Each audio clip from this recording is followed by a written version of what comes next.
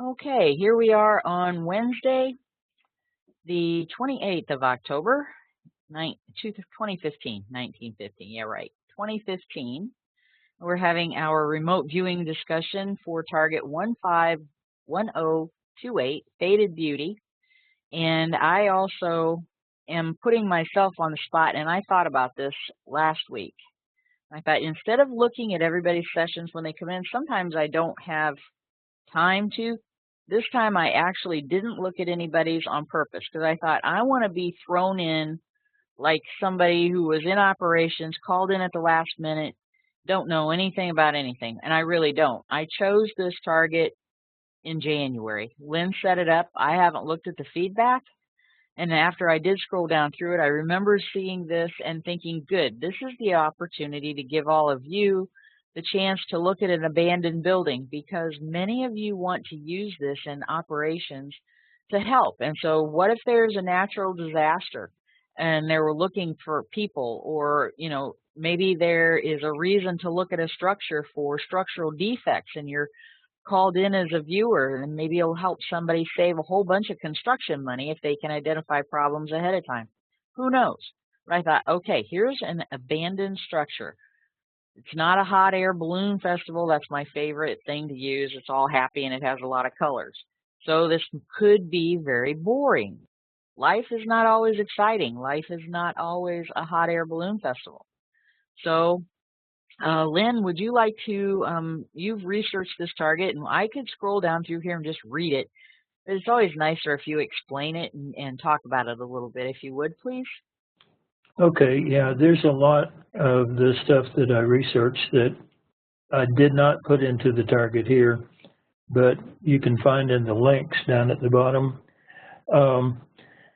Back in the late 1880s, the tiny little town of Millbrook, New York, they put the railroad in there. Well, it was a pretty little town, and so this family decided they were going to make this big, huge resort hotel, and they built what's called Halcyon Hall, and that lasted for maybe 10 years. The business folded because there was nothing to do in Millbrook, and so people didn't vacation there. So anyway, the Bennett School for Young Women, College for Young Women, had also been there, and this big building was empty, and so they bought it, and this became, Halcyon Hall became the Bennett College for Young Women.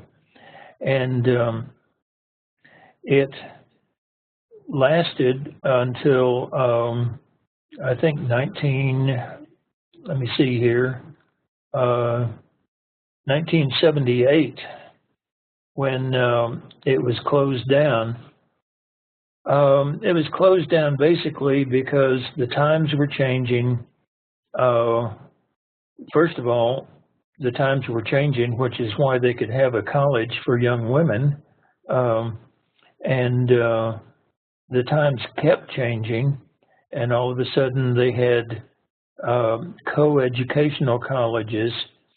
Well, the people who ran Bennett College for Young Women did not want to go co-educational, and so the attendance fell off and off and off and off, and finally they just had to fold their business and close.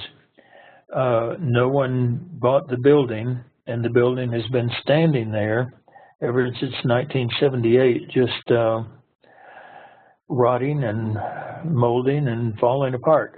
And so anyway, Ray McClure had sent us this target along with 4 other schools, and I didn't want to give you 5 targets in one session. And so I researched them all, and this Halcyon Hall was really the most interesting one. And so I just dumped the other 4, went with Halcyon Hall. And if you look at you know, if you follow some of these links that are at the bottom, there are all kinds of pictures and videos and everything. And this is a really fascinating place.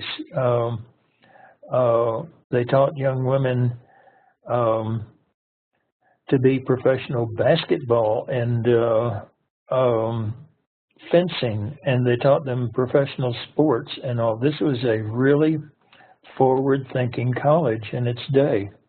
And so there's all kinds of material on the web about it in its heyday, but almost nothing now because it's just, you know, an abandoned building now. So if you find this interesting, go ahead and follow some of those links. They're really interesting, interesting material as some of the people who attended Halcyon Hall look back at it and go back and visit the abandoned building, and you see their reactions and all.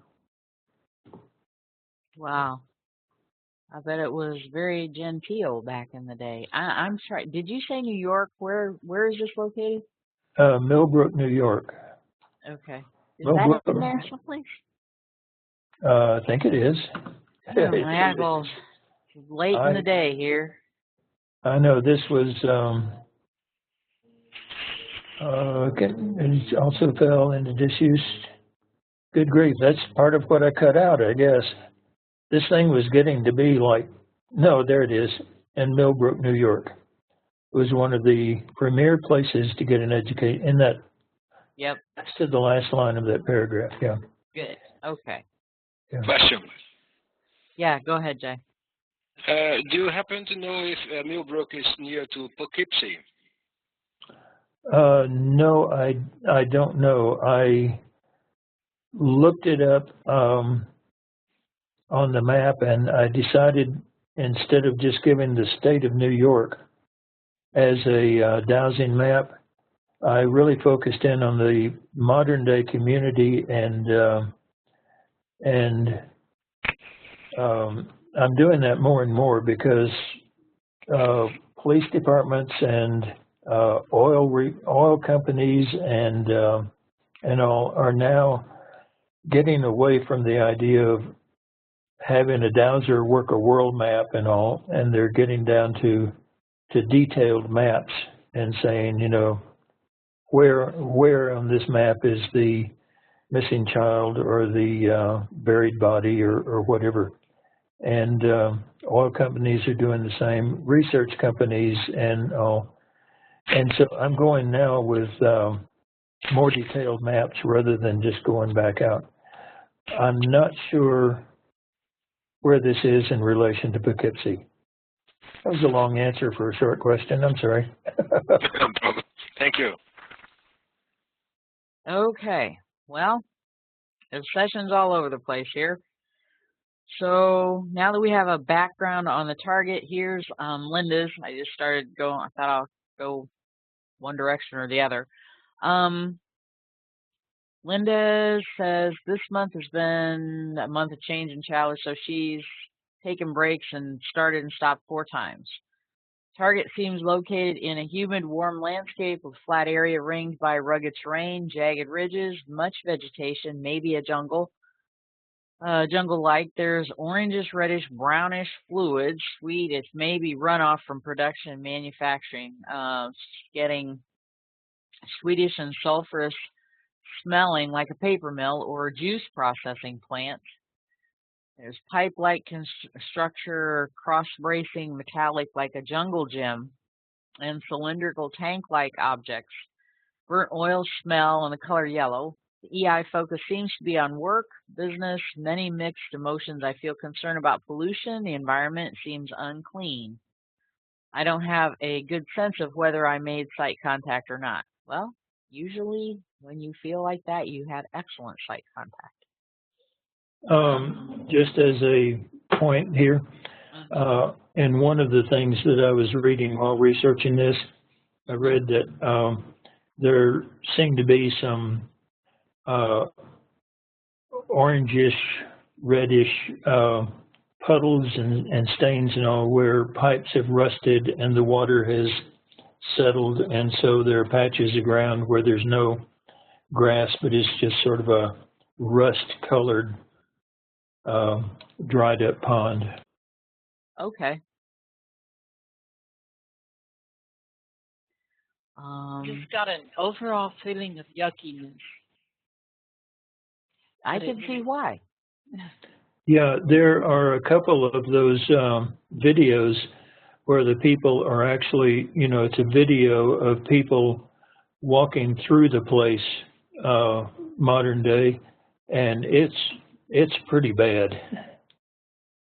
I'm surprised they let people walk through it. Safety issues. A lot of these descriptors are very good.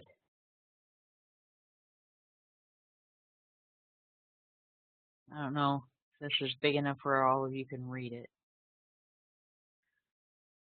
But she's got all kinds of structural descriptions that are appropriate. And here she's given herself move in front of the main gestalt and describe what you see. She's got ocean-like for some reason. I don't think. Wet Sully, is that anywhere near the coast even? Or the big lakes? I really don't know. I don't think it is. Mm-hmm. She's picking up a lot of, and a lot of those beams and stuff, there's a name for that, for the ceiling when it's in a grid-like pattern. Yeah.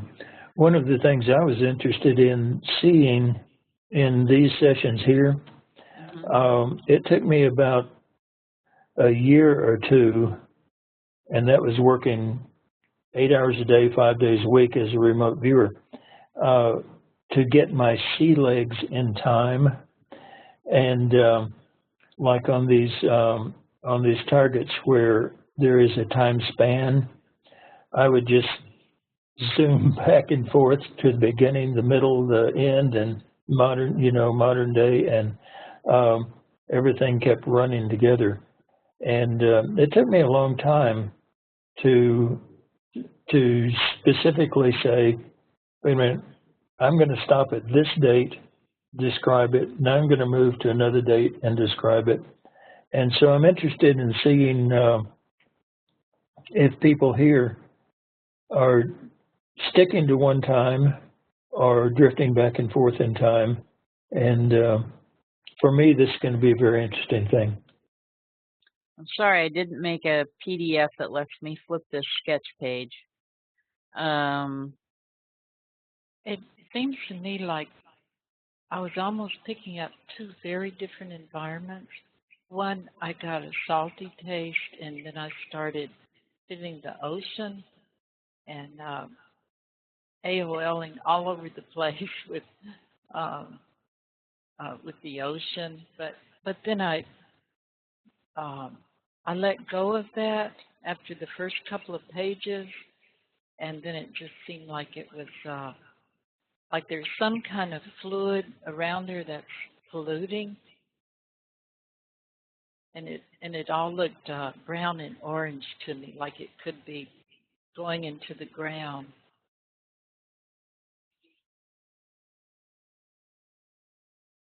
Whether or not, as Lynn gave us the feedback, that is there at the location. So probably really got your attention with those sensories. But your structure, a lot of these perceptions on describing the structure, I would say are the current state. So, and you don't seem to have anything that Lynn's interest indicates that you went back in time because it was more attractive or anything like that. So you hit the target at the time the feedback images were taken. Whoever just took a deep breath there. That was me. Millbrook is a village in Dutchess County, New York. It is located on the same side of the Hudson River as Poughkeepsie. It is commonly referred to as the Loki version of the Hamptons. And I was thinking that one of the things I read in researching this said that they did have boating for the, as one of the sports. Mm-hmm. Yeah, well, they have boating around here and skull racing and stuff, so I'm sure that if they can get there, they would accomplish it. Okay, well, frankly, without going every detailed perception, I think you did a good job. Cross-braced, wooden, humid. The salty is still out for debate. But scaffolding and pipe-like, this place is falling apart. And you're describing all kinds of perceptions that indicate structure. Yeah, and that's so slippery in there too. There are places in some of the buildings where the rain has come through the ceiling and all and just puddled in the middle of the floor, and place is a mess. It really is. Thank you for sending. Thank you. Nice job. And now we have, I do believe this came from possibly RV Trainee. No, this is from S. Ross. Okay, I'm not taking these in any particular order. And so... there is a summary on the last page. Okay. We will scroll down and start with that then. Sure we are. There we go. Target has elements of land. Maybe I need to get my bifocals a little bit to make this a little bigger. Elements of land, slightly coarse, dry, hard to pull apart, scrubby, mostly flat. It's water making sounds, man-made, rubbery, high, flat section, some give when pressed, spindly protrusion, not totally sturdy, can pull apart, cracks like wood. Motion energy 1, steady rolling motion. Motion energy 2, dropping sharply. Motion energy 3, low hum, low frequency vibration. And from above we have a sketch here. And it's numbered. We've got somewhat delicate, many parts, structural, bright colors, red, blue, white. Covers something that is angled, stepped, contains something mechanical. And there's jagged white parts and your perceptions you're bringing down into the sketch. There's a black area and a white area. So as we scroll up, do you want to give us some information, ask questions, what you thought? And we'll look through these at your structure and stuff. Sure. I guess yeah, my handwriting is pretty hard to deal with. Typical. I guess I felt like I should have maybe brought back a little more information from this site. There was certainly a lot of interesting stuff that to see. All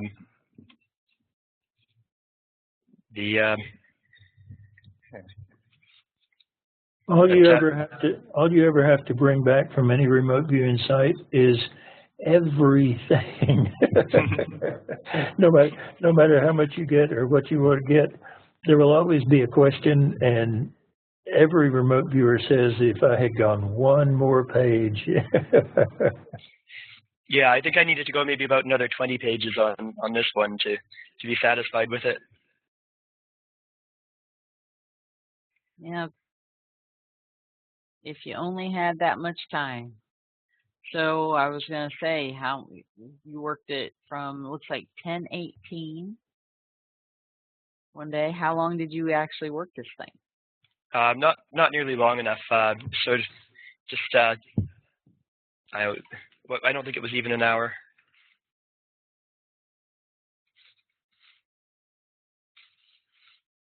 You have a good handle on different kinds of motion, though. So if nobody else got that in their sessions, at least you seem to fixate on it, so that's good. And if I were the project manager, I could retask at least one person. The rest of them I'd have to send out scrubbing for it.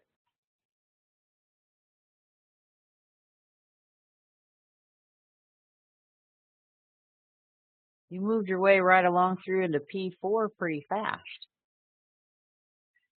Yeah, might have gone a little bit too soon, but and then didn't really get much out of P4. I think that was part of what should have really spent a bit more time there and maybe looked at the time and such. Well, yeah, it looks like 10:20 something. Boy, you were like in and out of this in a hurry. Not that that's bad. It's like you had sight contact and you were getting information and it didn't take you much time at all. Let's face it, you have all the time in the world. It's your session to play with. You can always take breaks and you know that. So you know that if you're not happy with it, you get to play with it some more. No problem. Did a whole bunch of gestalts in one ideogram. Anything you want to ask Lynn while you're here or anything? I guess not. I don't have any specific questions about the target. Just sort of enjoyed getting a chance to work on something like that. Mm-hmm. This is one of the few targets of the week where I've had the target over a span of time. I think there are like 5 or 6 others. All of the others are, because I have to make a target for every level of viewing. I have to be considerate of those at the basic level, and so I try not to give really complex targets. But on this target, there wasn't a lot of, war and peace or something like that, or building is there and then not a building there.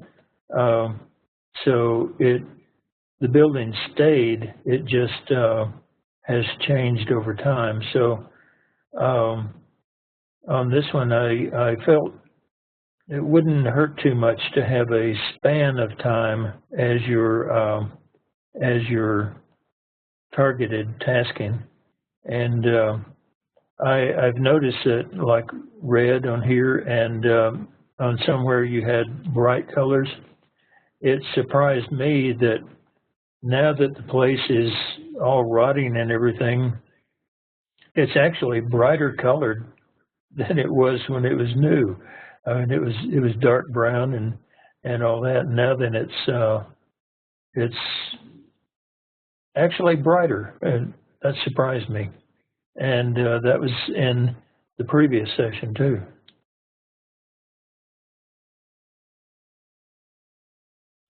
Well, while you were talking, I moved on to the next session. Here we have RV Trainee 001. Gee, Joe's with us? Let me get my zoom in on this, make it a little bigger. Target consists of elements of man-made land structure and natural land. Target broadly has a feeling of event. Several man-made elements associated with the time of tasking. One man-made is heavy, solid, carved, polished, sleek, dense, gray-black, cool, makes a metallic sound when touched. Land feels natural, soft, and green. Other land is green, soft, and plushy with plastic and artificial feel. Finally, parts of the land feel rocky, making a crunchy sound when walked on. Some of the land is very hard and solid. One structure, the target feels metallic with intersecting supporting bars. The structures are more broadly are associated with tourism with red and white colors. There are also wooden structures. Some of the structures are tentacle-shaped, pliable and flexible, swaying in the wind, and are made out of thinner, lighter materials that have a decorative paper feel. There is an entertainment aspect to the target with music, people, sounds, and gyrating dance-like motions. There's a time element that defines the activity being connected to the marking of some important social event. People at the event are moving, shaking, and expressing themselves. There's a crowded, congested element to the target, making the ambiance of the target feel busy. There are many men, women, and even children at the target. It feels like there are many people walking around the target. They are energized, buzzing, happy, elated, enjoying themselves as a collectivity. At the same time, there is an underlying structure to the arrangement of the people moving around the target. Other features of the target setting are that it feels contrived with artificial, fabricated, cheap elements. The elements feel temporary and have a facade-like quality. After the tasking time has passed, the activity at the target fades as if all the people would have left. Before the beginning of the task time, people feel preoccupied with their daily lives, bored, overwhelmed by routine, and creates a distracted, displaced ambiance as people are more concerned with themselves than other people. The event feels like it makes people more social and expressive. Okay. That's very good. He focused on the beginning time, and then brought in the departure of everyone and all that. As far as men are concerned, there are several pictures of men coming up in wagons to actually take groups of the young girls to the town and back and out to the sporting events and all. And of course, families came as well. So the fact that it was a young girls' college does not mean that it was only girls. And there were also some male teachers as well.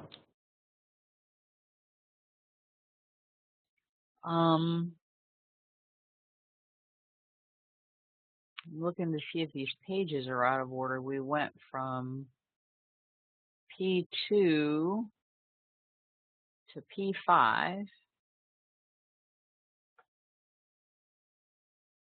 Needed to check out that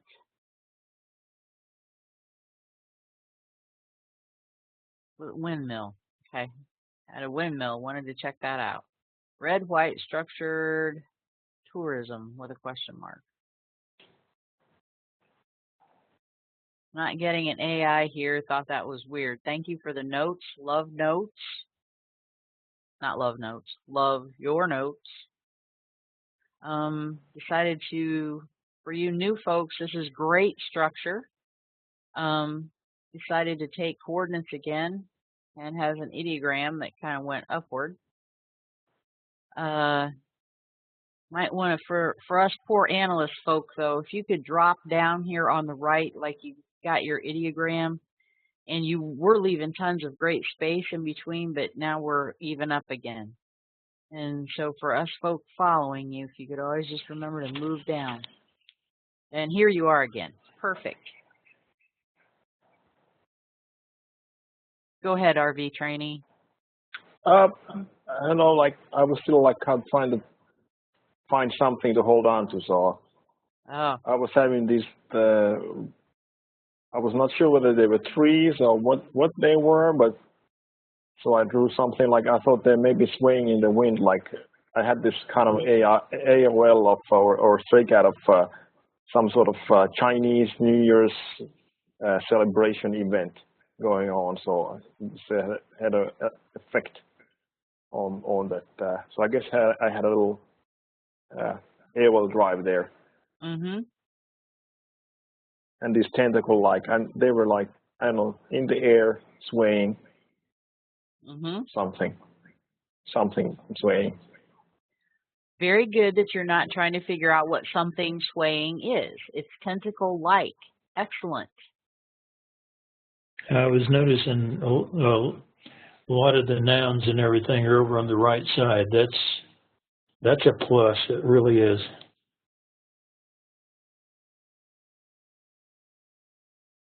Oh, move to the optimum position to produce an AI and describe. Having trouble finding that AI? Let's go for one.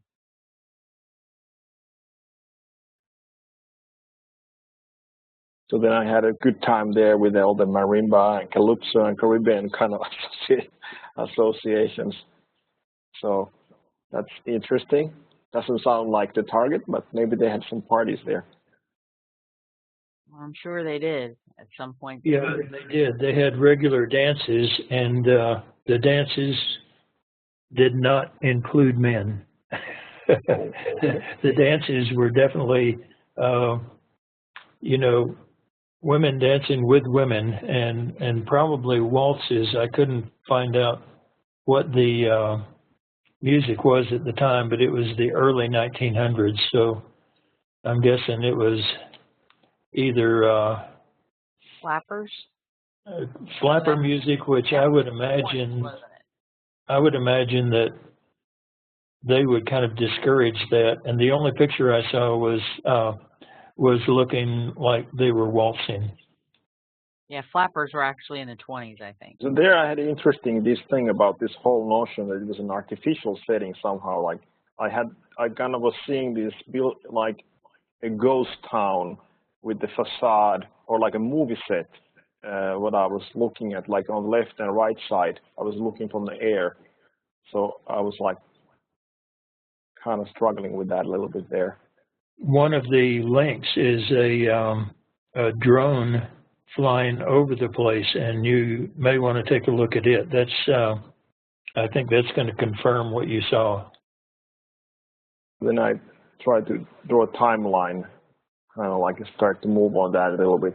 An interesting thing I didn't write down, but I stopped that in the evening at 11, and I was pressing it, and then I had this gray feeling, like a dusty feeling, and it was I didn't write, obviously great for me that I didn't write it down, but I had this dusty gray kind of smoky aspect there that was coming through, so it was confusing. So I like, okay, I'm gonna stop here and come back.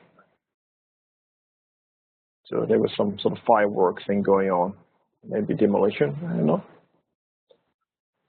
No, I'm pretty sure it's still standing. Yeah, or something. Then I moved back in time.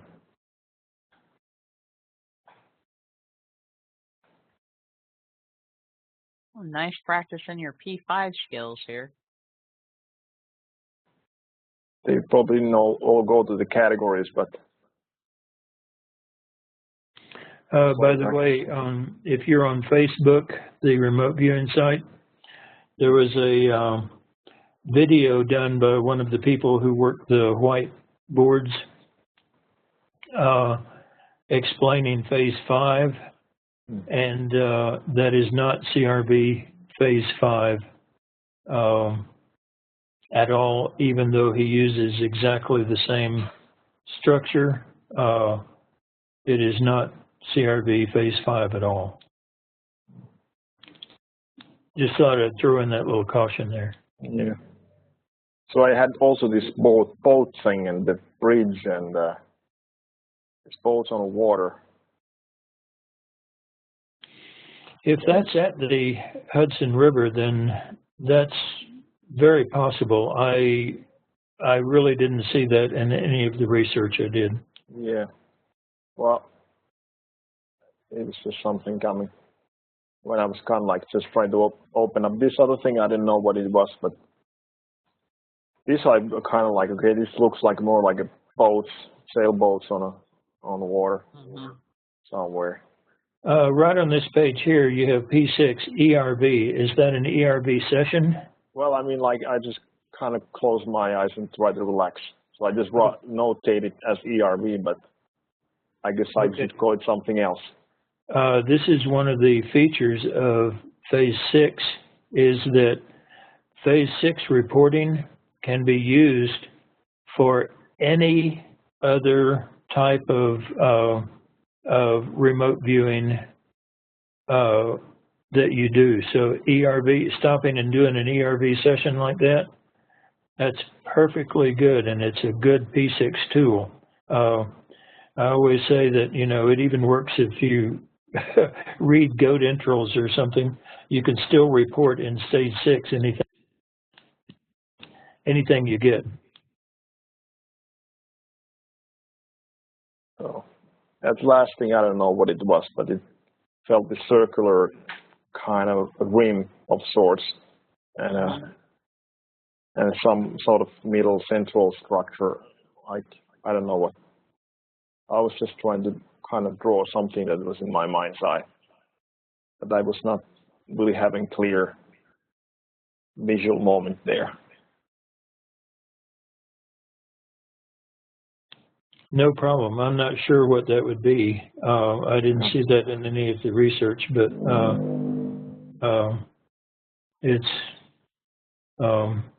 it's a good thing that you did, and I just wanted to use this to point out that you can use any other form of remote viewing in stage 6.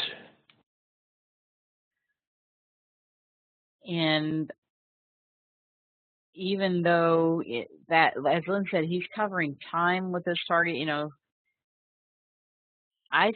something tells me, of course, you know, Lynn's like, I always stick up for all my viewers until there is just absolutely no hope that they are not on target. You know your viewers, and even though I don't really know you as a viewer, this is good session work. You are not a rookie, and this is important to somebody, and it makes sense to somebody.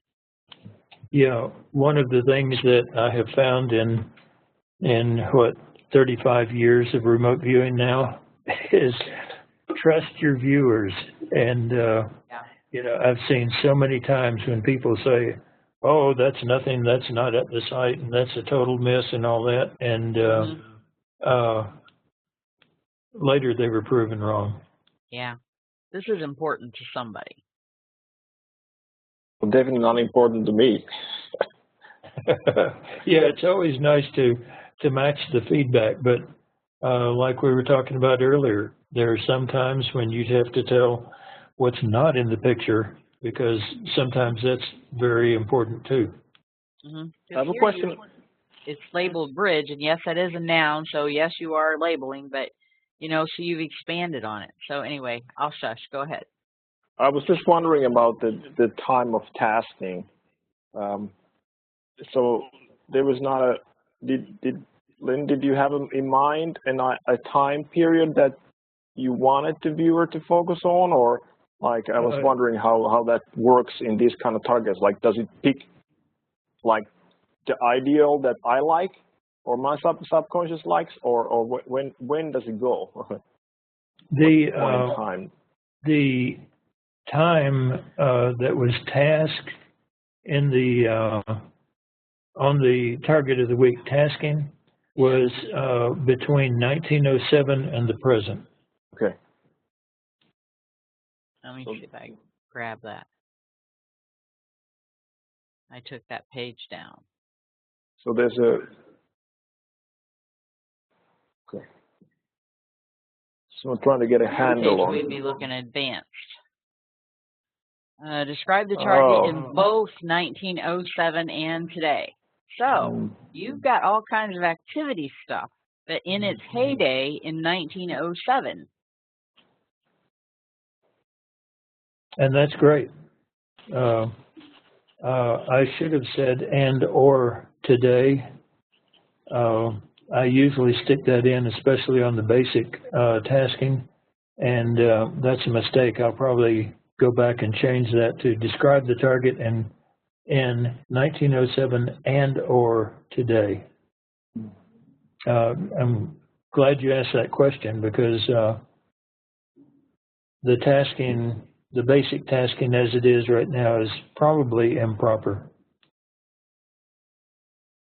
But like, does it? I mean, like, where does the reference for the viewer come from? Like, does it come from the one that would be said after the fact, or like that, like, or is it just random, like whatever the viewer likes? No, it's from my research. You know, I wouldn't say describe the target in the 1700s because the school wasn't there then. Yeah. And so in my research and in the feedback as well, there are pictures from 1907 all the way up to 1961. But, you know, the main picture shows the place in 1907, and that's a later colorized picture, sepia picture. But then the modern wreckage of it is today, you know, present time. So that's why I set those two dates. Okay. Teacher, can I ask a question? Please do. All right, so for future viewers who are working this target, we'll talk a little tasking here. Like if I were working this target, you know, present tense to me is today is going to mean whatever the feedback pictures show. So whenever they were taken, and I know that you have more than one up there, because you had to do this building process so we could see. Okay, so say somebody works this target in 5 years from now and somebody demolishes it or there's a fire or whatever, they are not going to have any feedback for that. So if you say today and you say 1907, like I would probably make site contact and then I would give myself a move command to 1907. Or I would start at 1907 and then move to today and describe. So you want to address any of that? Yeah, generally when I put today, it means the date of the target of the week. Mm-hmm. But you're right. I think I need to find a way to clear that. I know I have a lot of the targets that say today, and they're probably non-existent now or whatever. Yeah, I need to find a better way to word that tasking. Describe the target as of 28 October 2015. Or the date that at the time of the feedback photo or something like that? I found out that the place is still standing. Mm-hmm. So now there's one. I won't pollute everybody, but I know that there's one that was torn down and it was there like for 3 years, and it was torn down in I think 65 or something like that. Mm-hmm. And so on that one, I do put the date of 65. But this one of today, yeah, I should put as of 28, as of the time of this tasking. Okay. Yeah, I don't think that's ever come up in just a casual conversation before, and I thought, okay, so 5 years from now, things could look entirely different. Yeah, it's a very good point, and thank you for doing that. They won't have any feedback on it. Can I ask one more question? Sure. To learn to get those sea wheels, what did you say, Lynn? On the timeline, is it better to do targets that might be from the past or present, or just use timelines to get the handle on time? For basic students, we use move commands. It's once you get up into stage 6 that we actually teach timelines, and the reason is because the stage 6 ideograms can be used in so many different ways that we don't want to get people into the habit of using static ideograms like in stage 1. So in stage 1 we have static ideograms. Once you get up into stage 6, you're working timelines, you're working maps, you're working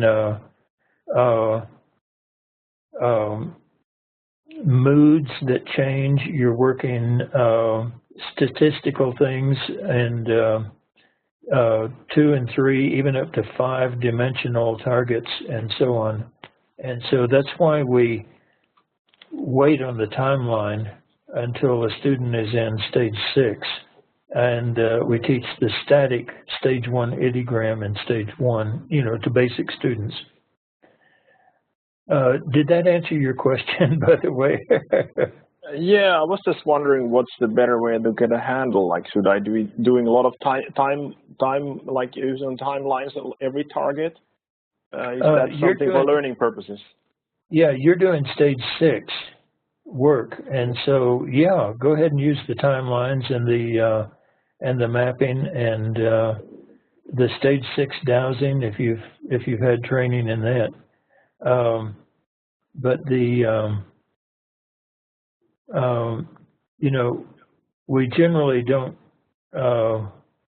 give timelines to anyone except advanced students, because timelines and the way they're properly worked can be very, very confusing to a beginning student, because you never work a timeline straight through time.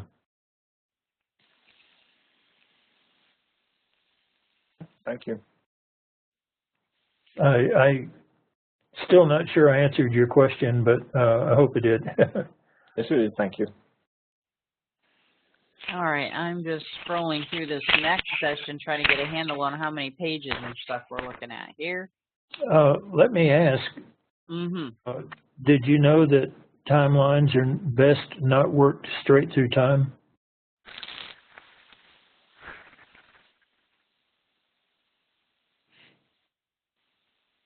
I'm trying, what is your definition of straight through time? Because I'm getting from left to right, straight across the line, left to right, or even right to left, when you're working backwards in time. If you work straight along the line, probably 90 percentile chance you will form internal pollution and stray cats and start castle building and all that. So ideally, when you work a timeline, you jump back and forth all over the line in random order, and it's when you write your summary that then you take everything you find and put it into a story. And that keeps you from building castles when you're working a timeline. And each point is more fresh than, than if you followed it through and had this story building in your mind. Was that clear?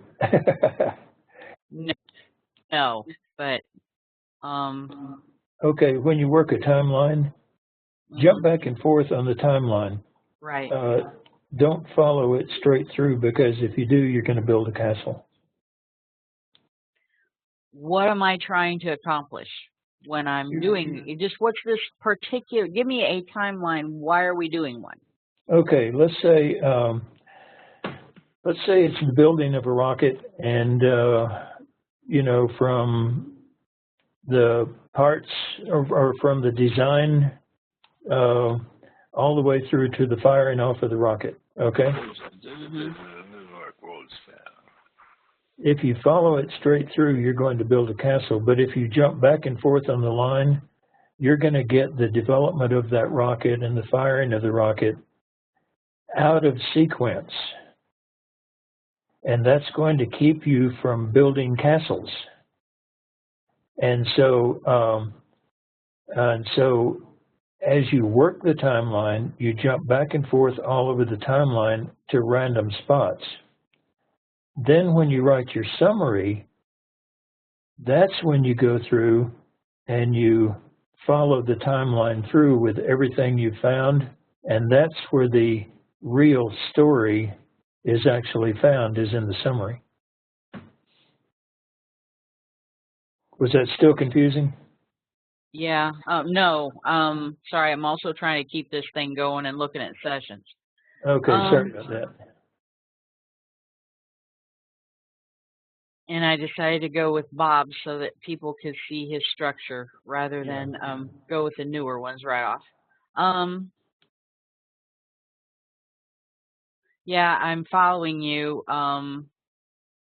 because that's, if you overlay everything that you just said, that's like taking in an entire session and you put in the summary what you think is important. So that's the same thing with a timeline.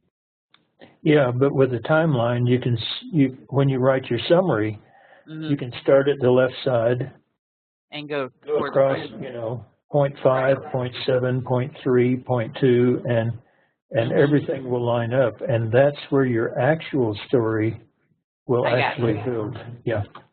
Okay. Sorry, that Understood. was just a procedural type thing that I didn't know if everyone knew. No, I don't think we even covered that in advance. That probably came from your P6 tools course, which I did not take.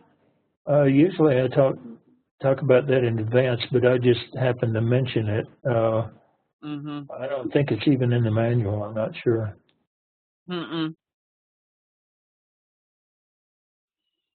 Thank you for that little impromptu timeline course. Well, it's like you said on the phone the other day, there's, you know, in the manual and in the teaching, I may be getting 10% of everything that we actually know. And when I take my bow to the next plane of existence, you know, about 90% of it's going to go with me. Okay, on that note, here's Bob's session. I wanted to go through it because the newer folks have a chance to take a peek at structure as we go through this.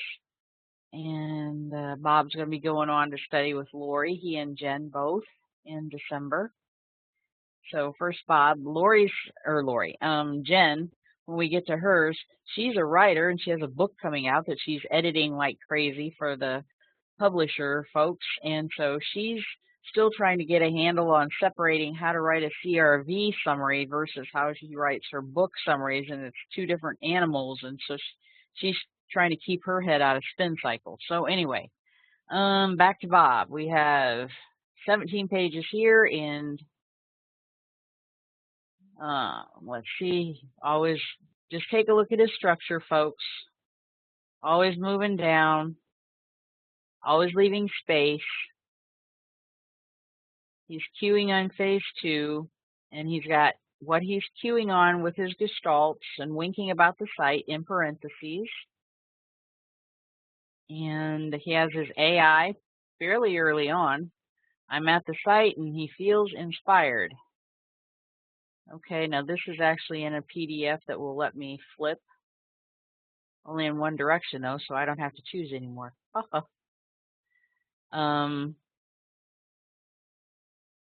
Okay, he's having an AOL spaceship. Let's see if he keeps that under control. He has biologicals motion, and now that I've taken a look at the front loading,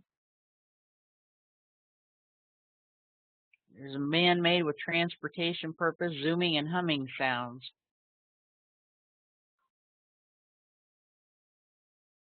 And biologicals that are seated and are being transported in a man-made. Zippy colors, exteriors, more red, black, and silver. A lot of people picking up that red. Here he has a steely exterior. He's fixating on this vehicle. Not too much reporting on that so far. There's some motion earlier. He is really working this spaceship thing, though. Cockpit and cabin-like. Are any of the feedback things, you said that they were transporting the girls. Is any of this coming in at all, Lynn? The one picture that's shown of them transporting the girls is in a horse-drawn carriage. That's what I was afraid of. Not exactly zippy. By most standards.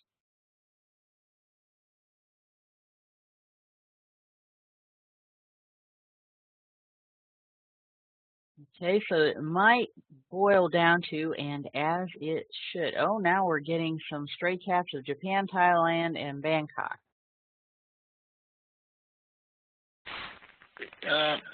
May I say something? As I see this session from Bob and the previous ones, I saw a number of things that are quite in common to my session. And since I have very definite perceptions, I work on searching the internet for feedback, and I did match much of my session with the New York World's Fair from 1939-1964.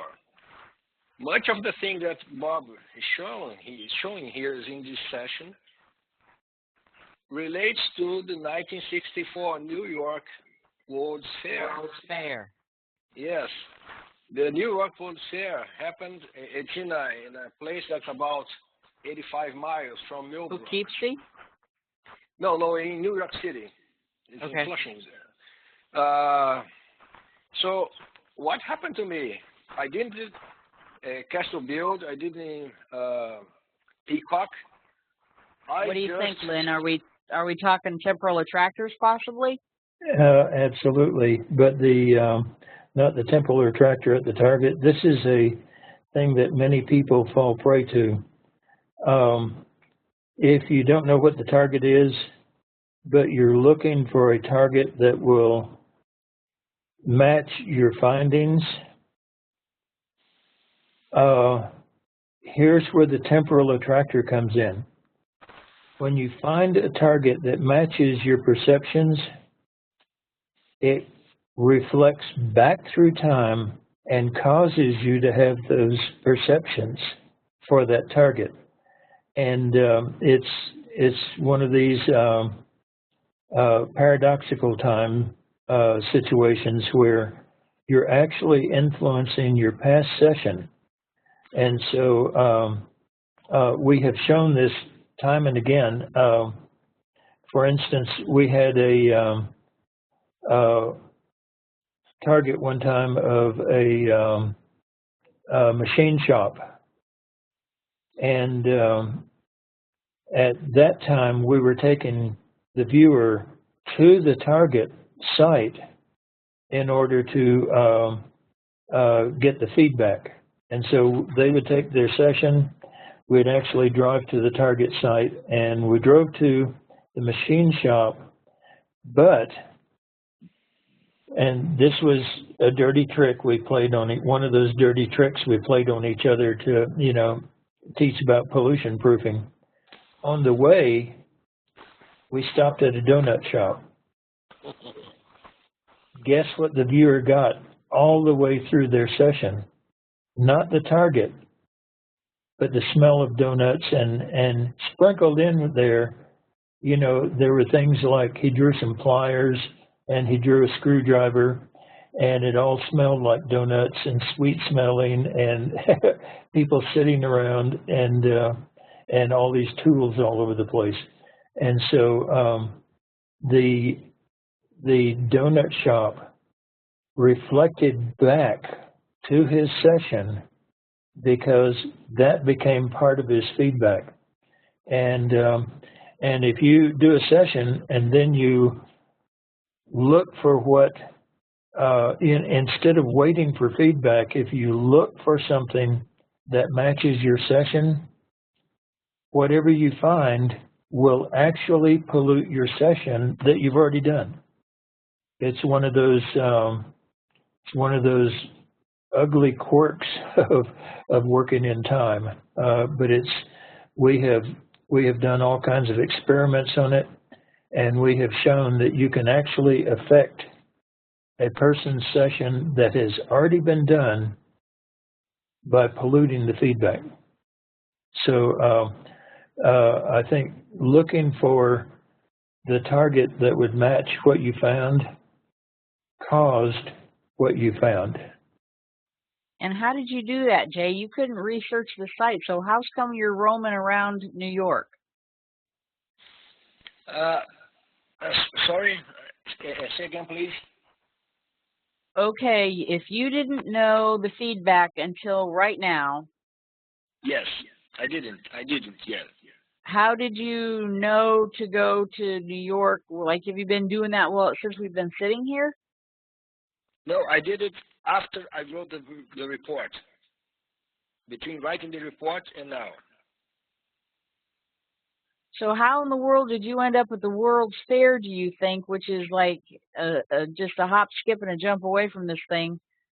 Because I had some, as I'm going to show you in my session, I had one particular, many sketches that resemble the World's Fair as I had seen from the Men in Black movie. I see. And Oh, in, yeah. in the purpose, right at the purpose, I got some more information that said that it was a multinational place. And Okay. then let me take a look at the World Fair. And I said, when I started researching the World Fair, New York World Fair, I found, this is my session all along there. But there are some other things that I'm going to explain when I show you when you show my session. Okay. Okay. I was probably not specific enough. The moment where you said, "Oh, this matches my session," the emotion of that moment is actually what takes all that information back through time and I understand it. and influences your session. This is one of the reasons why we say, if you miss a target, blow it off. If you nail a target, party, eat chocolate, make it as emotional as you can, because it will actually feed back through time and make your session more successful. Absolutely. I got it. Success breeds success. And so your takeaway is from this: stop researching everything in sight in your session. Yeah, and one of the hardest things is to wait for feedback. And there was one target I did. Well, there have been probably hundreds of targets I've done where I've never gotten feedback. But one target I did that I did not know was the surface of Mars. It was for a space research group, and I found a scoop sticking out of the ground. And 17 years later, I got a picture from the Mars rover, and there is actually a non-human-made scoop sticking out of the ground up there. And it's probably natural, I don't know, but it took 17 years to get the feedback on that one session. And it's hard, because every viewer says, "I want my feedback." So, Jay, you are messing yourself up by doing that. Yeah, you really are. You've got to work your session and look at your feedback. And if you see one or two things that you want to chase, like, is this like maybe just out of camera range or something, and want to do that, that's okay. But to the depth and the extent that you are validating your results, you're hurting yourself. Yeah, don't judge your session until you get the feedback. I got it. Okay. Now, back to Bob's session, what we're actually looking at here. As I was going to say, the unit and whoever learned to build their targets next to things like the World's Fair because it is an attractor. Now, Jay says that he got the same thing with spaceships and stuff. The World's Fair is close by. And there's nothing showing up in your feedback in the horse and buggy era that I'm going to now look at Bob's feedback, or his session summary here, at his perceptions, and hopefully our chatter in this didn't drive Bob's session off target. Yeah, by the way, the 1939 New York World's Fair also had streamlined things of the future displays. So, see, there is the opportunity that I was thinking that possibly somebody could have been pulled away from a falling down decrepit building to the World's Fair if it was, the same as like 9/11 at that time. It's more exciting. Just throwing that out there. I'm not saying it's hard and fast. It's a possibility. Like any good analyst, you never nail yourself to the cross. It's always a possibility. Rightly or wrong. May I say something? Yes, just to compliment. Is it possible?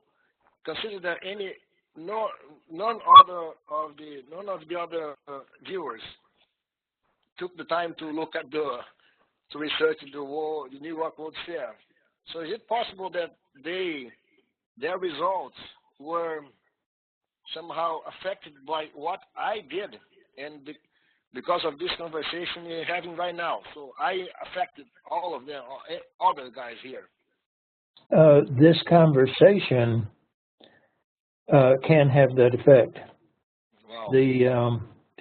Wow. You doing that at the time probably did not, but this conversation can actually have that effect. Yeah. That's why when we do these, I really kick myself when I start, like if somebody does something and we have another conversation about another target, and then all of a sudden I have multiple feedbacks feeding into our discussion right here, and it messes everybody's session up. So Okay. anyway. One of the things that we've learned is that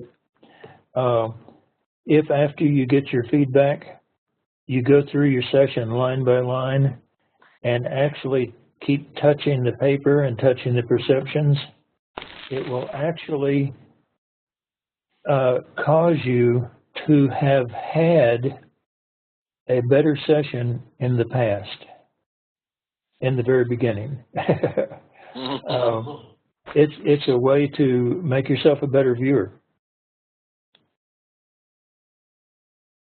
Time is a very strange thing, and when you get into remote viewing, you're into the subconscious mind, and the subconscious mind jumps around in time all the time, and it can really mess you up at times.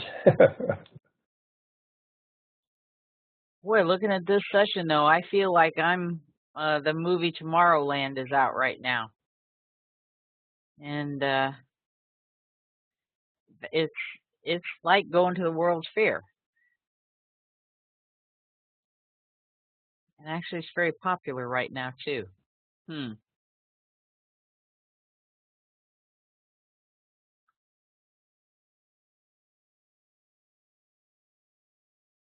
Okay, so we don't seem to have anything in the feedback that matches a vehicle that does these particular things. After not having chased all your links and all that stuff.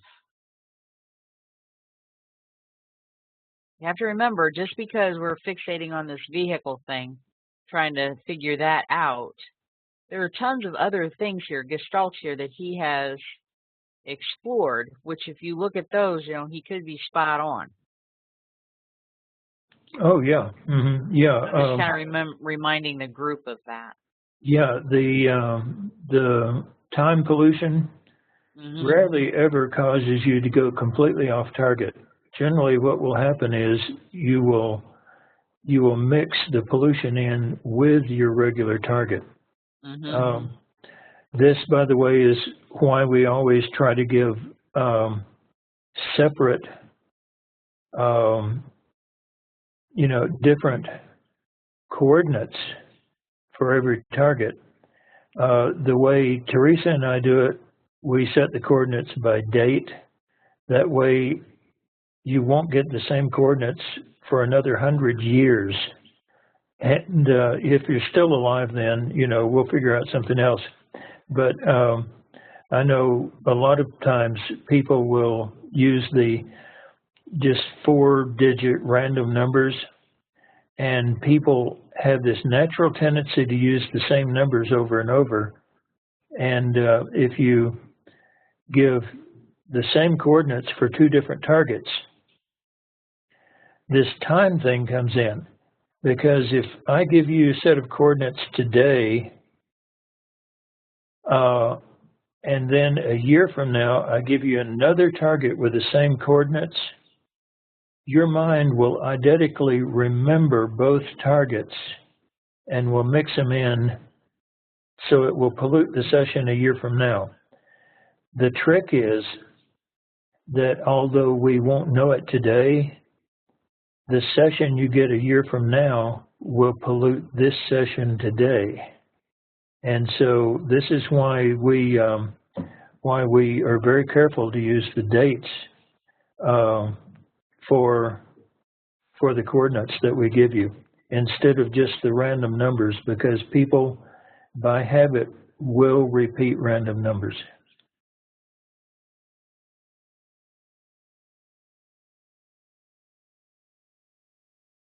you know, and now this is a dumb question.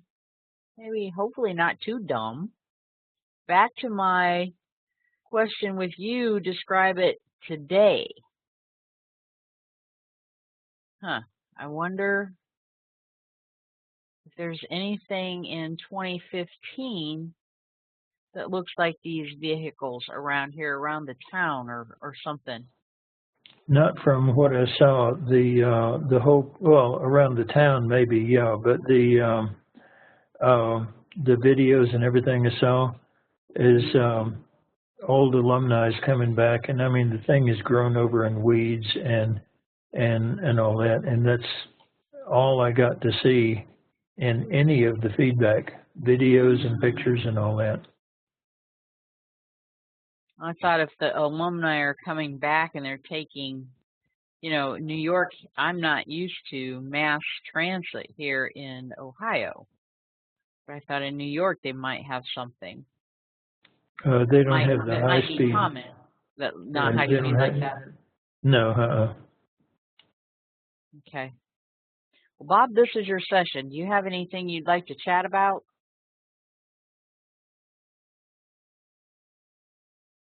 Now that we've picked it apart and talked about everything but. Hi, can you hear me all right? Yes, sir. Hi there. Yeah, I didn't follow the front loading on this session. At the beginning of the program tonight, you had mentioned how following the front loading is very important as far as answering. Right, and which I didn't provide to you. And I didn't follow any front loading for this, so I was sort of like, okay, I'll do it. I'll do it and see what happens. Old school. And then when Lynn had mentioned a rail at this, there was a rail line. I think he said a rail. I don't know if it was a rail line as in a train. Yeah, it was a train line that went through there in the late 1800s, which is why they built that hotel, which failed and turned into a girls' school. I may have just taken a ride on that rail on this one because I was getting strong impressions of transport, commuter transport type of thing, and without following the front loading, I think I just may have taken a ride on that train. That's very possible, yeah. That's all right. I jumped a plane to the Pentagon once, so. Okay. Oh well. Yeah, and back there, you know, the trains were the most modern thing, and they still believe that anything that traveled over 100 miles an hour, if you were on it, you would die. And you know, they scientifically believe that anyone going over 100 miles an hour will die immediately, and you know, and so the train was still exciting and all that. That centrifugal force, you know, just like hitting you straight. Okay, Lynn, with next year, you've not been posting these until like today, and you've made special effort to get through email, you know, and there have been months when you're busy and I'm busy, and it's like, I'm sorry I didn't get this to you, and I didn't get it posted, and then I'm sorry I didn't get it posted, whatever. Is there a way that you could put the targets up with the tasking and the front loading for people, and then just not put the feedback up? Is that too much of a hassle? I'll check with Linda on the programming. I think we can do that. And you know, at the beginning of the month, I sent you the tasking, but I know that you didn't send it out. Right. And too busy trying to survive. Yeah. I admit it. But you know, that's a thing that might help people. If I go ahead and put up the tasking and then a page saying, you know, the target will come out on such and such a date. Of course, that's going to hold me to my nose to the grindstone to get it out on that date. which I'm not always good at. But I think I can do that. Okay. It was just a thought. Because now my first thought was, get everybody used to coming here without me reminding. Because if you sign up, WebEx is going to send you reminders. Or either that, if I could just remember, but then people never save those emails. If I put it in the little note, they never save that. So, but anyway, just a little learning point that trying to get people to focus on that tasking. So I have to be better about making sure they have access to it. Yeah, I think that would help a lot. I'll do that. Well, if the programming won't let you, we'll work with it. Okay? It's computers. We can make it do whatever we want. Yeah, until they give you a hard time, then I hear about it. So, we'll see how that works. Okay, here's Jenny Tyson and the queen of, I will get this summary right. We've been working on making sure that she describes each aspect of the target by Gestalt. So she may have done this session before our latest chat about that. But remember, Jen, you always start out, the target has aspects of, and you list every one of your Gestalts. And then you break them out one at a time. So she has, energy 1 has aspects of gross, big, overwhelming, super hot, smells, electric, smooth. And she's getting these little sounds too. You have to trust your viewers, Lynn. This is weird. At least, 3, 4 of them now? Yeah, I absolutely trust my viewers. If the viewers say it's there, I say that's something you can take to the bank. It's going to be there. Although, unless we're all driving this AOL thing with this conversation. But be that as it may, we don't do consensus analysis. We remind ourselves to stay objective and consider everything.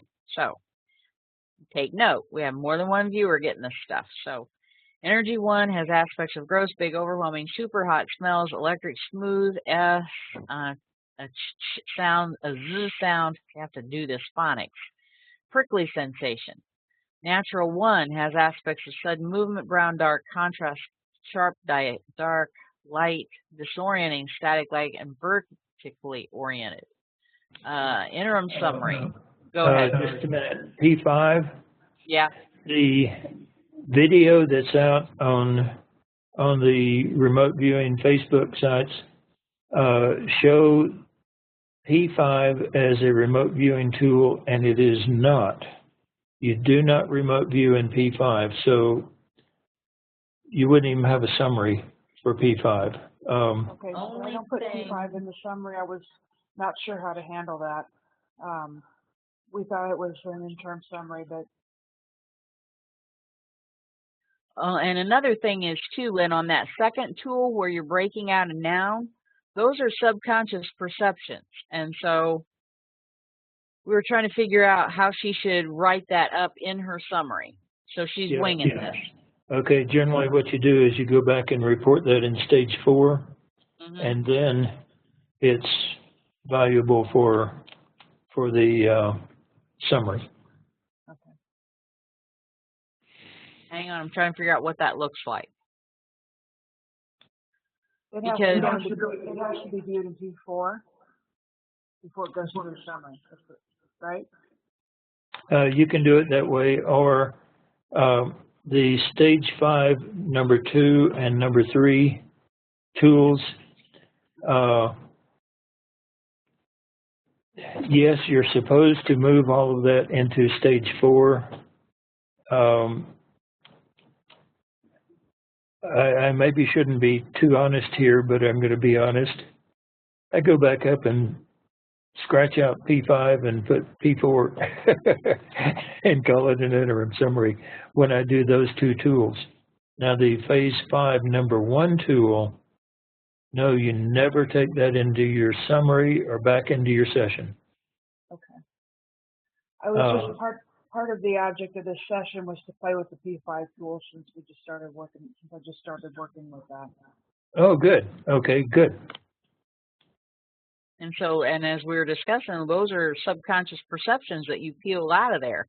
And so, therefore, they're valuable if you think that, you know, they're worth keeping. So, Yeah, that's right. this whole big discussion about this.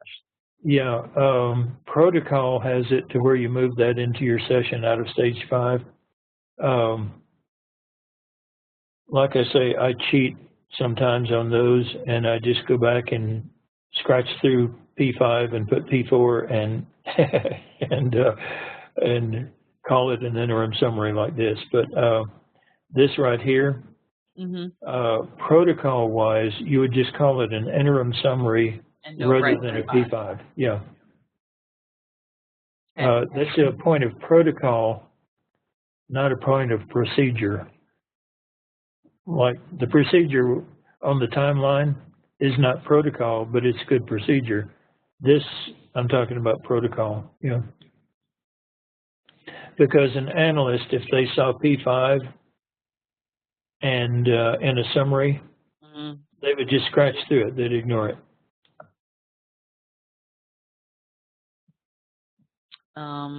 Man-made contain aspects of grid pattern, good. Rectangle, dark, reflective, contrasting.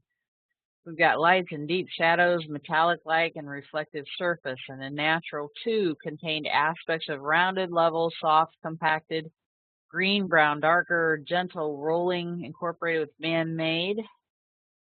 So, you know, I personally hate natural. To me, this is land, but smooth green, outdoors, fresh domed, insulated, large, natural, build-up like terracing in farming, barrier, prevention, older, cover, weather protection, bunking down.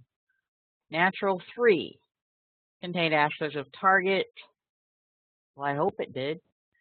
Tall, slender, smooth, smells hot, smells burning, wood, rugged, triangular, steep, vertical. Now, you know, Jen, I think you're going to do well with the outline type summary, because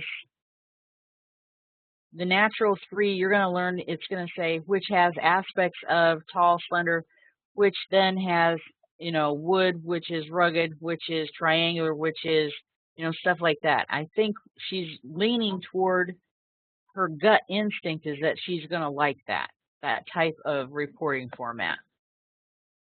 That's good, because it when you get into working as a team, the outline format for your summary is not any better or any worse than this right here. It still gets the same information, but the analyst and the project manager of a team will send you Christmas cards and Christmas presents, and, you know, help put your kids through school.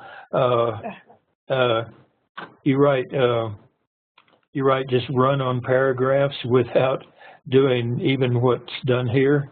And if they send you a present, soak it in water and make sure it didn't tick first. Yeah, because here, I mean, it's a lot of good information, but it's not specific to if there's delineation opportunities. Does that make any sense? Whereas with that outline summary, the way Bob had it, you've got your dropping down, you've got this, which has, and then you're back to this, the main part of the Gestalt, which has, and if you branched out into any little pieces, like this whole room right here, you know, which has walls that are slanted, that are light cream color, with, you know, a rectangular object, which is black with a glass center, you know, and so every time your eyes move around this room and you look at something else, you know, then you indent. So he's right. Yeah, we were doing a drug interdiction target one time, and the viewer got, there is a barn, and it has, we're doing the paragraph type. Okay, there is a barn, has a door on the end, it's red, it's large, and so on. And the police went out looking for a large red barn with a door on the end. They didn't find one, and one that matched the thing, and came back, and the viewer said, no, no, no. The door is red and large. And the cops said, oh, we know where that is. They went out there. The barn wasn't red, by the way, but the door was red and large. They went out there and opened it up, and there was the plane inside that was being used to carry drugs across the border. And so... It's like, why didn't you say so? Yeah, with the outline, you would indent large and red under door instead of under barn, and so the outline is very, very detailed and gives a lot of good information that paragraphs don't. Yep. Kind of keeps us from holding a gun to our heads on this end. And we get to keep our fingernails.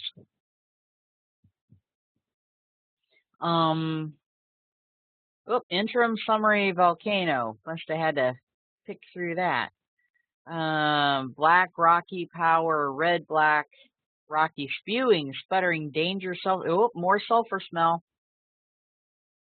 Well, if you've ever been around the water in New York, if they had water pipes break, that stuff smells like it came out of a volcano, and it doesn't taste much better.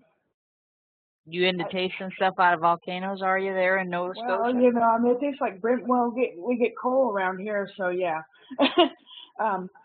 But it smells like brimstone. It smells like coal burning. Is what the water tastes like in New York. Mm-hmm. In that part of New York, it's really gross. Mm-hmm. Okay. Found aspects of fuming, sizzling, hot, vertical, red, popping, small area safe, large area, vertical, energy up and over, inspiring, scary, cautious, happy, talkative, meaningful, natural, beauty, solid, respect, and wonder. I have no idea where I was there. That was bye-bye. I went bye-bye at that point, I think. Well, the thing is, you can fixate on all kinds of energy. I got kind of obsessed with that on this session for some reason. Yeah. Now you're into some dangerous stuff. Electric sensation, shelter, and insulation. Now you're into bunkers. You had to check that out. See, for you basic folks, when you're when you get into intermediate, you're allowed to pick open these noun boxes and check them out. So here she's checking it. So she doesn't have to stray cat all her nouns and ignore them. She gets to open the box up and look around in there a little bit. As long as you don't buy into it and then just start building a castle off it. She wanted to check out bunker. The bunker was probably because of the shape of the hill that was built into that. And I thought, when I looked at that, I thought, well, that looks like there might be something underneath. It looks like the Citadel up in Halifax. That's what it looks like. So it's basically kind of a comparison to the Citadel. I think it's a comparison to the Citadel. They do look very similar.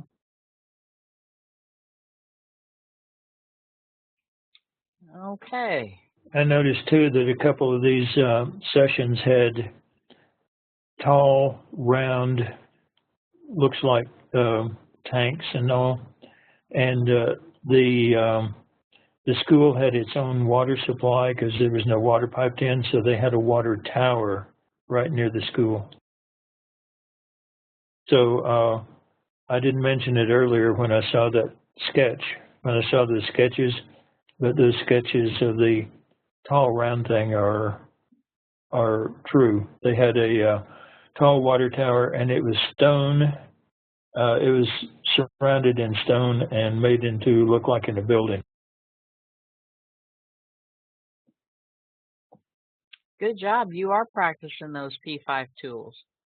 There was the first one. That's looking good. Yeah, my this is just her P4 stuff looks great. I mean, how many viewers do you actually see that stick with a column and aren't all over the map? Woo. I never see one of those in the mirror. I'm really bad at that. Me too. My subconscious is not into. Yeah, I mean, I admit I like to eat my vegetables and then I eat my meat or whatever, and I don't care if it's mixed up, but I do one thing at a time. But when I view, I cannot work one column at a time, and for this length of perceptions, I'm using my hands here. I get 3 or 4, and then because something else will come in, I've got to write it down, so I'm zipping over to the right. Wow. Yeah, it's the only way I can keep the session under control. Because if I don't keep an order to it, then I'm just like it's like exploding in my head then, and it just goes everywhere. Yeah, this shows some very good discipline. Yeah.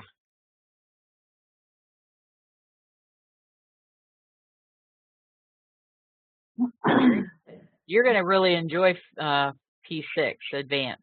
You're going to like that a lot. P6 is like opening the gate and letting the horses run free. It's great. That's what I tell the basic guys, girls and guys, viewers. Once you get to P4, you get to play with all the columns and stuff. It's like, oh, thank God. It's like you've unhobbled the horse. Gee, now you get to advance, you get to really run. Well, Jen, other than the comments you've already said, anything else that you'd like to talk about this?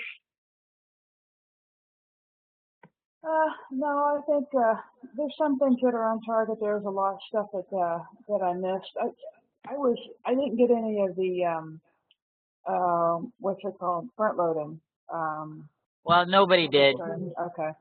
I thought it would. I was trying to give everybody.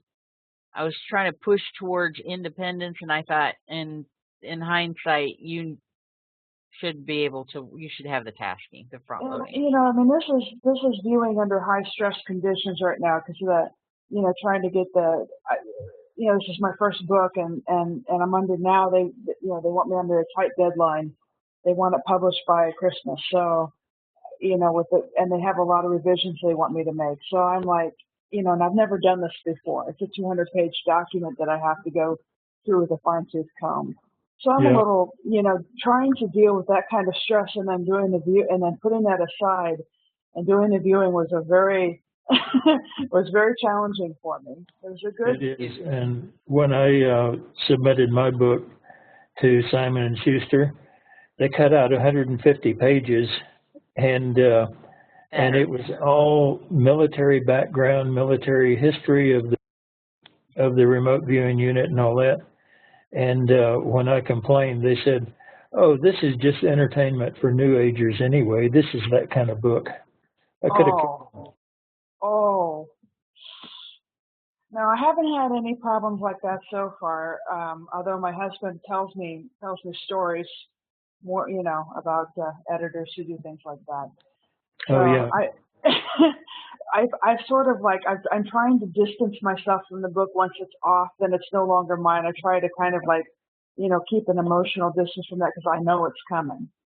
Yeah, that's what you have to do. I was sitting in a bar with Jim Mars one night, just gritching and complaining, and all about what they did to my book once I signed it over to him, and I said, they cut out 150 pages, and after I kind of ran out of steam, he looked over and he said, "You realize, of course, now you've got 150 pages written toward your next book." And he said, "Listen, your first book, they're going to tear it to pieces.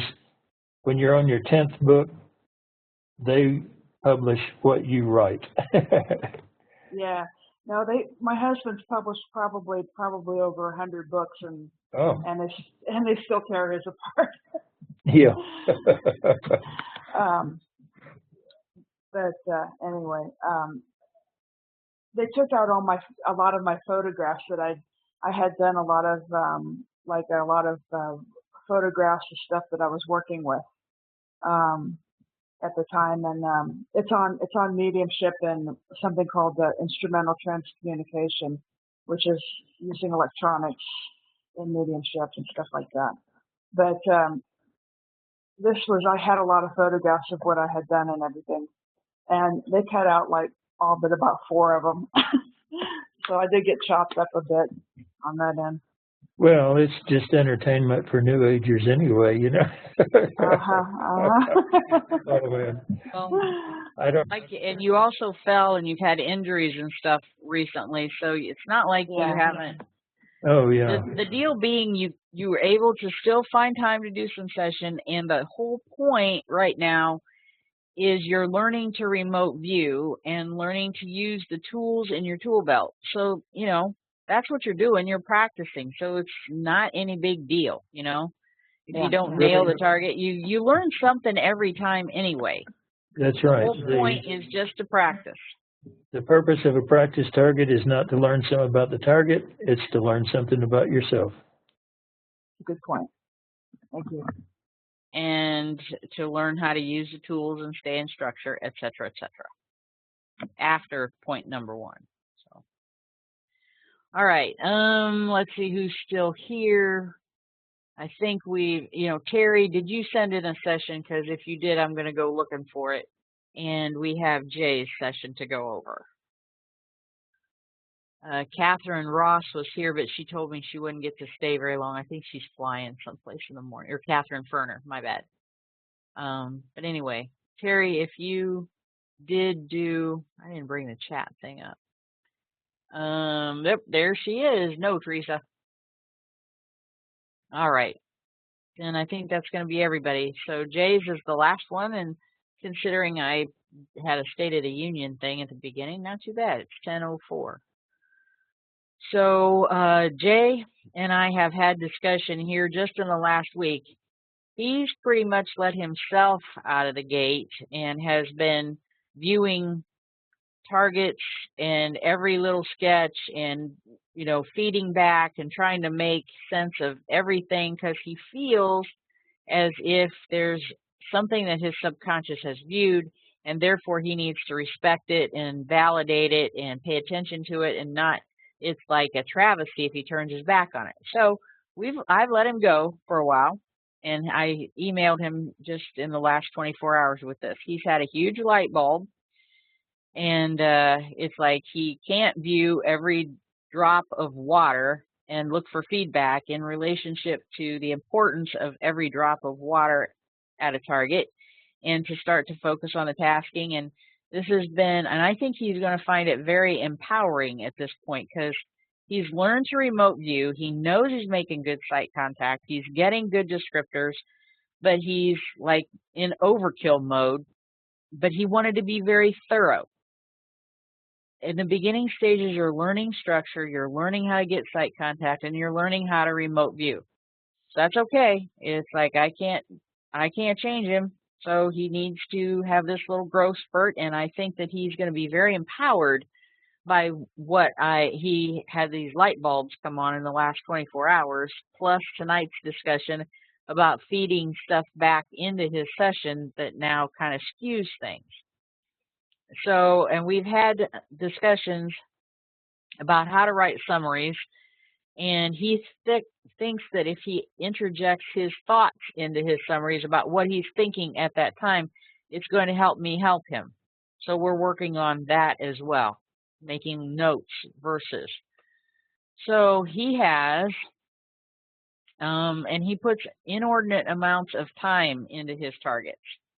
So aspects of man-made water, unknown 1, energy, motion, and unknown 2. So the man-made has aspects of solid, gargantuan, meaning tremendous in size, volume, or degree, colossal, and grandeur, beauty, possibly black, dimmed, laying, border, borderline, blocking, interesting, interstice, bricky, an approximately triangular shape which has a crisscross pattern on it. We've had those for sure.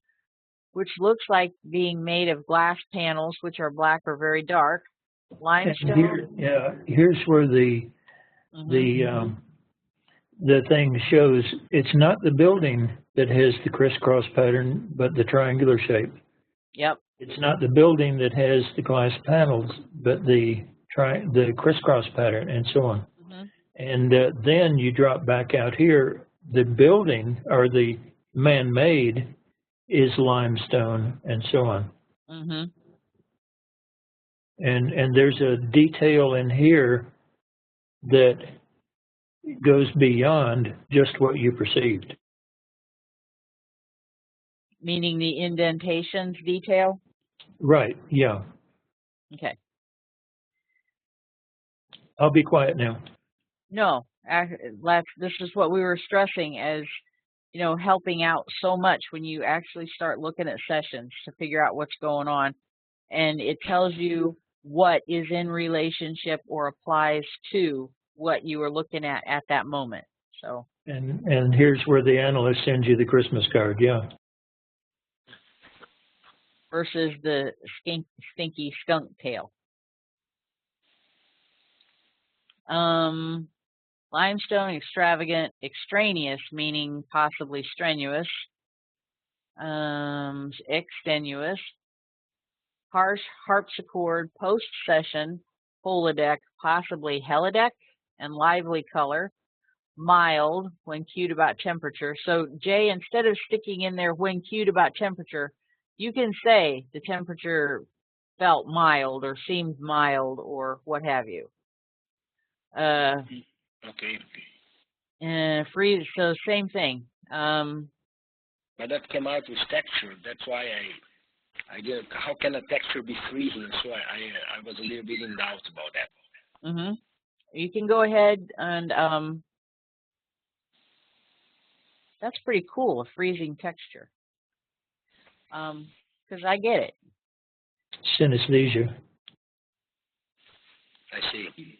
Beautiful, best known, and then have a little ARCT, possibly an abbreviation you're thinking. AOL.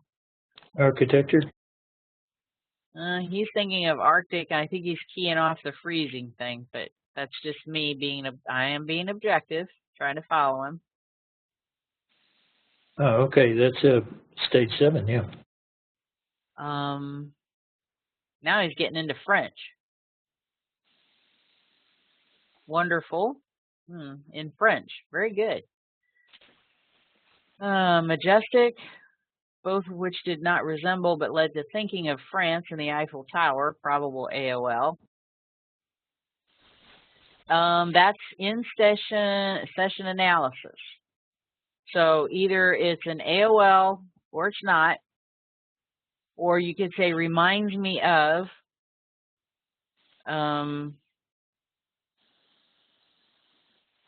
Yeah, it's a good note though. Yeah. Because, you know, you get to keep it if it's a note. If it's a stray cat, not so much. Right. For Jay. Okay. Okay. Then we've got jingle, long, an important aspect of this gestalt. You can say long, which seems important to me, or you know, something along that line. Seems important to the target, or this aspect of the target. You can use the cueing words too, like, you know, temperature, shape, smell, and all that. So you could say mild temperature, freezing texture, frisky texture, long shape, or you know, long length, whatever. Yeah. Okay. And long, you could, that thing that about important aspect, you could indent under long, you know, and come over and talk about apparently an important aspect of this gestalt. All right.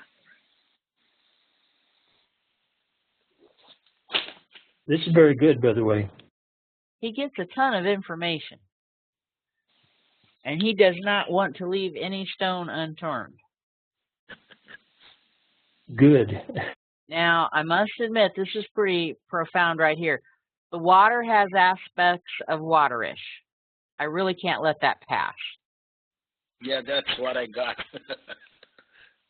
Okay, well, good. You reported what you got. It's kind of cute, though.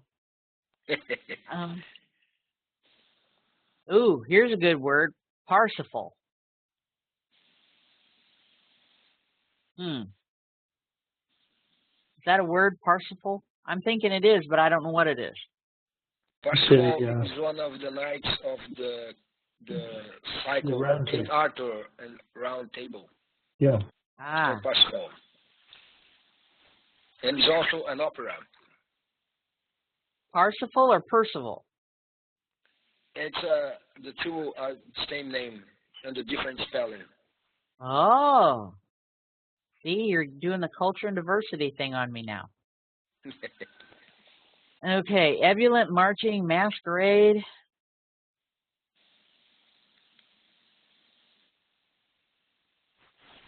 All right, and you've got precise and molecule and miraculous when cued about main components. Now see, once you learn how to write a summary, and this is a J-style summary. I mean, excuse me, but you're going to be hell on wheels when you learn to write a summary correctly. I mean, everybody's going to be able to follow exactly what you were looking at and what you meant.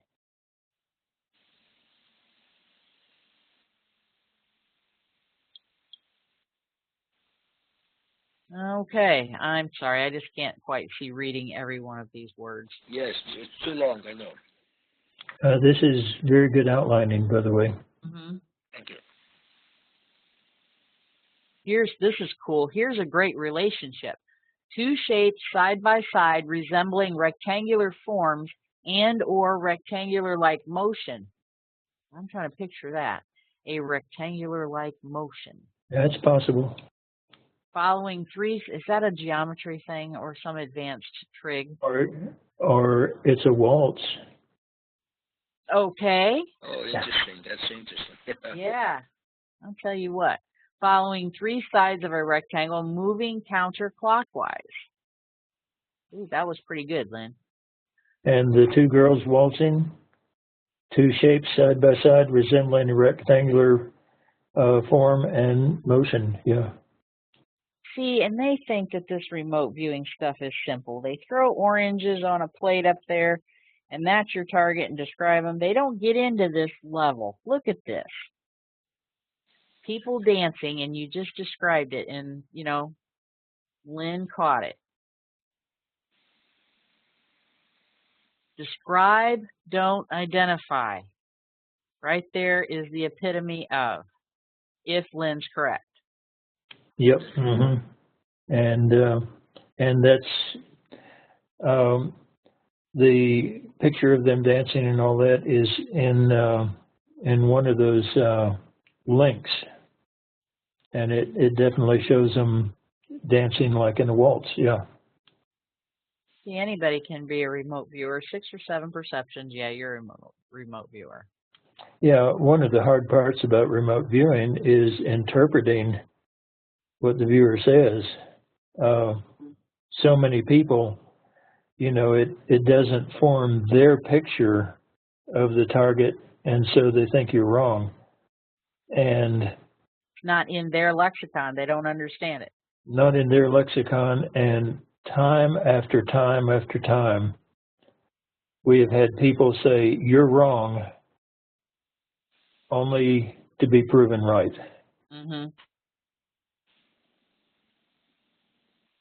Oh, very good. A number of triangular shapes. See, you're going to love advanced when you get there.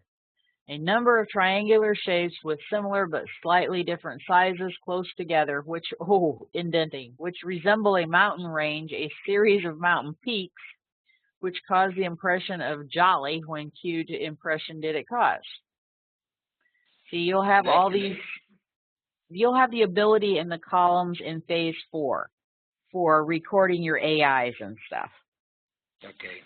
Now you're just kind of stuck. You have to put up with me for a little while longer until I make sure you know what you're doing in basic, and then we'll get you into phase 4. You have my sympathies. Thank you. pertaining, blending, masquerade. Oh my. Harry Henry Persipity? Hellman's mayonnaise. What's that? Yeah. Shape that resembles a very large structure in the shape of a bag. Okay. Melt, which evoked meltdown, probably an AOL, which did not evoke but led to thinking of nuclear plant, probably AOL. Uh-oh. Dancing. A shaped, sinuous, pink dotted resembling a woman's body seen from the right in a pink dress. I don't know if he's focusing in on the dancing, but as I remember the picture of the girls dancing, I think they're all wearing those wide skirts that flare out at the bottom, and the thing looks like triangular shapes and mountains and all that. I don't know. Now that's waffling, but it's possible. Yeah. Here we've got a curved, horizontally projected shape composed of parallel, elongated arches spanning out from a single point at its left, which seems to be dark. See, you're nudging that way. You're going to be okay. Hey, I saw the same shape in Jenny Tyson's session. Okay.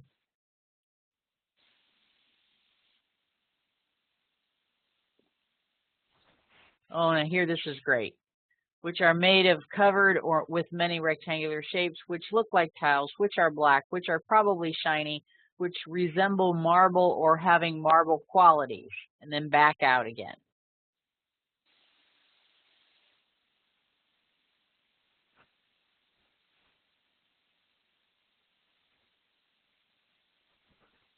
I think one of the biggest things we're going to have with you is to keep you from spending your life viewing and describing one target.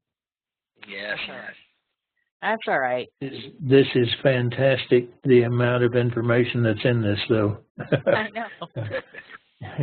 Yep. Yeah. This viewer went the extra page. That's fantastic. Thank you. I'd like to have some comments when you go to the lecture session. Yeah, which he always has lots of sketches that he has to explore. Good. Go ahead, Jay. Well, the fact is, when you look at the first picture of the feedback in Lynn's target pool, I have actually been there 3 times. Right in front of that school. In 1997, 1999, and 2000. Believe it or not, that actually happened to me. There is a company there. I'm Brazilian, but I worked for the Brazilian government, and I served 2 years in the United States of America in a big contract with Raytheon for the Brazilian Amazon surveillance system. And there is a company in Millbrook called the Geophysical and Environmental Research Corporation, and they built a multispectral scanner. I'm now learning to be a remote viewer, but I'm a master of science in remote sensing, electromagnetic remote sensing. So that was my job by then. And then I went there 2 times, just as to receive and check the equipment they were building. And the first time we've been there, we actually had lunch and open air in front of that school you have in the photograph. And so it's quite interesting that this target, I know exactly what it is. I know the setting very well. And I asked about Poughkeepsie because we have this more dark brown area here below the buildings that they had a tomato plantation. There's some tomatoes. We just picked the tomatoes from the tree and ate right at the lunch. So I stayed in a hotel in Poughkeepsie. That's why I asked it. Oh, I know this place. Well, anyway, the fact is,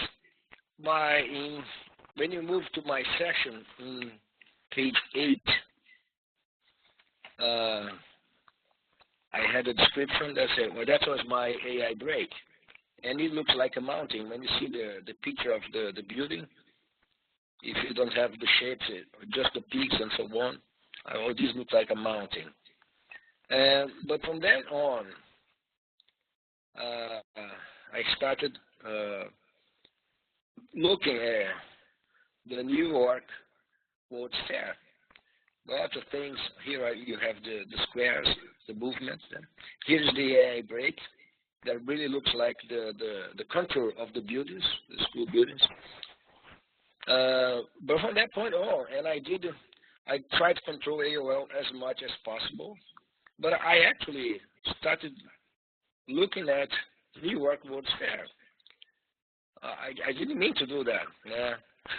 Now we had retrocausation here, as Liam just told us. But in the end, when you go to the last page, when I finished, I made a question myself, and I asked that, and it's reading there, have I ever been there before?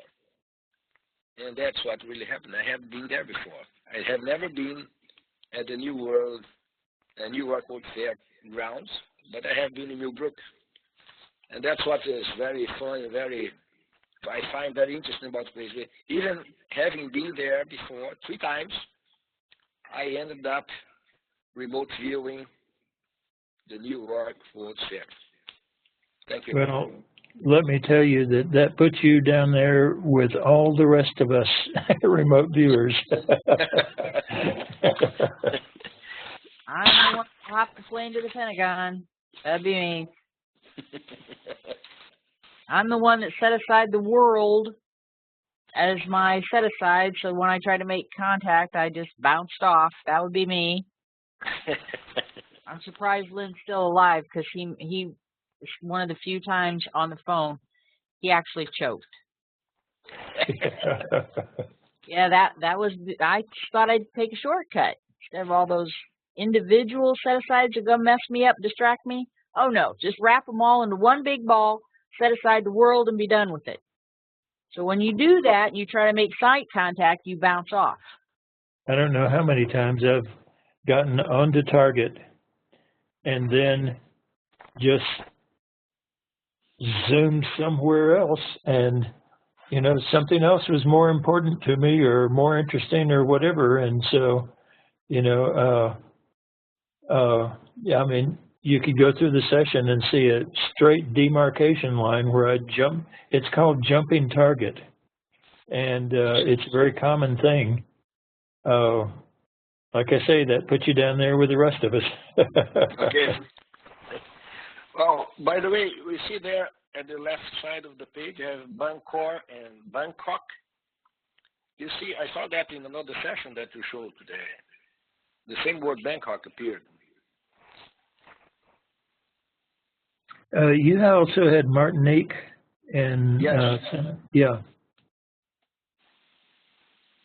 Was this school prestigious enough that we had lots of students from all over the world attend it?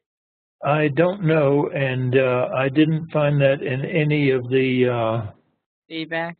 In any of the feedback or any of the stuff, but I would imagine it was a very prestigious college for young women, and was very progressive, even more so than over in Europe. So I would imagine they had many European, this is my guess, that they had many European students in. Or opportunities for instructors and such as that.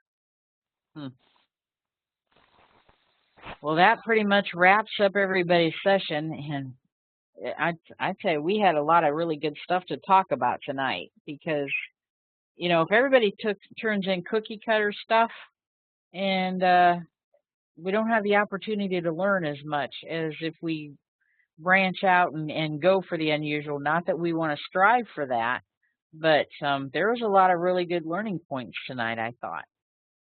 thanks everybody for sending in your stuff. Thanks for continuing to do this, Teresa. Yeah, You're welcome. Teresa and Lynn. Like I say, we'll see what 2016 brings, but it gives us a chance to all get together, and it makes sure that I keep my head in the game.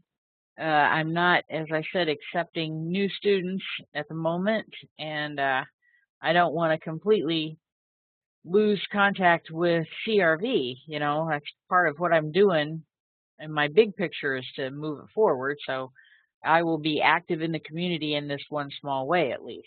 So anyway. Okay, everybody. This is October. We have November, December. I'm not too sure what day I put down to meet in December with the holidays. So just make sure that you sign up in WebEx. If you haven't already, you'll get your reminders through your registration. And I will try to do better about the tasking, since I just learned the hard way that letting you fly on your own, you can do it. You'll hit that target and make site contact, but you'll do better and you'll become better and stronger viewers if I get that tasking out to you. So that's the whole point. Thanks, Lynn. Appreciate your help and helping us through the finer points of the large percentage of what didn't make into the manual that you have in your head. So we appreciate that. Thank you. I was noticing Jay's sacred place comment, and you will find in the feedback, if you follow those links, that every video where someone is returning counts it as a very sacred place in their life, and it's very neat. Thank you very much. That's the way I feel about your house. Because you're welcome to come help me do repairs. Oh, I know, you keep talking about that stucco, what's happening with it and everything. Let me see if I can just show everybody. It would be, there's still a picture of it. That's Lynn's house right there. And all of us, and he says in the 7th sense, he was told, oh, don't tell me, Skip Atwater, I believe it is. Was it Skip that told you that when you went in the room to look up and look at the ceiling all the way around and then look down at the baseboard all the way around? Yeah, my first week there at the remote viewing unit in the military at Fort Meade, Skip took me over to the operations building, which is condemned building, by the way.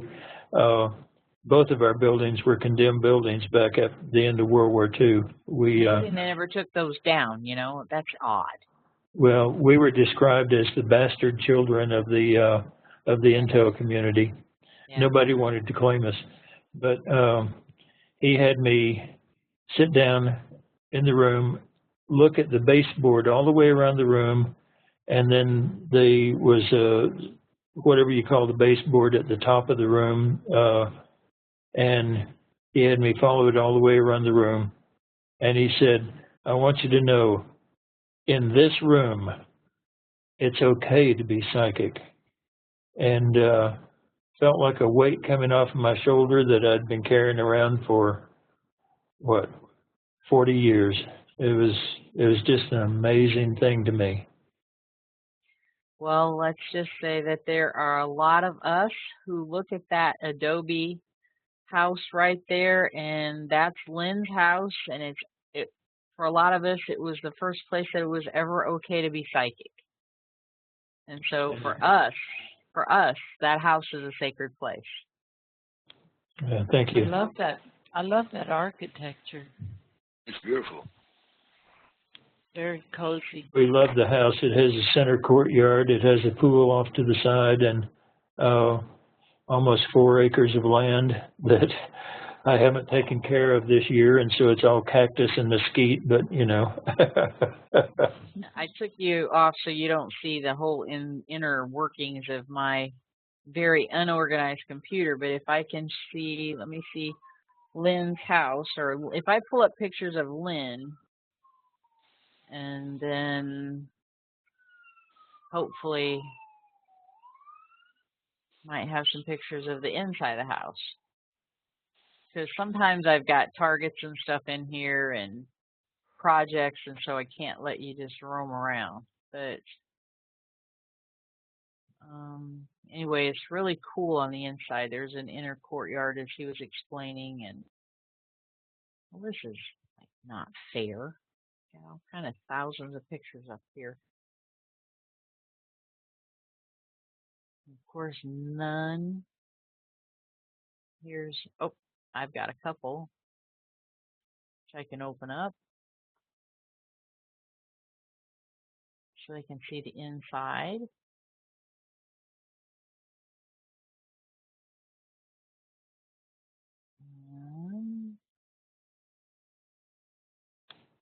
When videographers come over to do from Japan to do TV shows, you ought to see the look on their face the minute they walk in the front door, and it's just, you know, they think I must be some kind of a multimillionaire or something.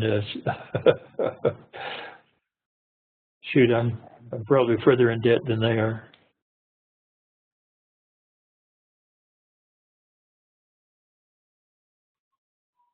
Here's not Lynn's house, but here's Mel Riley coming down to visit last couple of years. Mel's something else. Is Melvin part Native American? He's an honorary Native American. The Ho-Chunk tribe up in Wisconsin has made him an honorary member of their tribe. He does Indian beadwork that is so good that the Indians buy from him rather than do it themselves. His beadwork is just absolutely amazing. Here's Paul Smith sitting across the table from me, and I think a Japanese film crew. Yeah. So there you can see his house. This is the big training table where we all would go, and behind, on the left, there are 4 big sets of French doors, and behind Lynn, there the 2 sets of French doors open onto the courtyard, and on the opposite side of the courtyard, as you circle around, if you would walk straight ahead toward that door up there and then turn to the right, there's another whole hallway that goes down along the back side of the house on the opposite side of the inner courtyard. If you're a viewer and can describe all that, there you go. But that leads to the bedrooms and stuff down that way, and then kitchens off to the right, and the big entryway. And I've got more pictures of them around, but these are the ones that just popped up. So, but anyway. That was a pretty cool house to go visit. We like it. We call it home. Off to the left behind Paul Smith, that's where the pool is, out there. This shot with he and I. There we go. The pool is off Lynn's left here.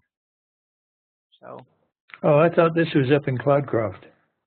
No, you're right. This is at home, yeah. Yeah, because that was the class where Melvin Morse and Connie Willis was there. Yeah, and this is the porch that is out by the pool. Mhm. Yep. Those were the good old days. Still are. So anyhow, well, thanks for coming, everybody. And this is an offshoot of Lynn's house, and it's okay to be psychic here. So keep practicing, and we will see you again in a month. Thank you very much. Yeah, you know, hopefully I didn't mess up, and hopefully it's not Thanksgiving time, whenever the next target is. Yeah. thanks for doing the sessions, and thanks for coming and for all the questions. They really help. If I do look at it and had a brain cramp and it's Thanksgiving time or something, still work the target coordinates that are posted. We'll just have our session on a different night, okay? That makes sense? Because I may have had a brain cramp or something. You never know. So, okay. Thanks everybody, and we'll see you next month. Thank you. Bye-bye. Bye. Bye. Bye.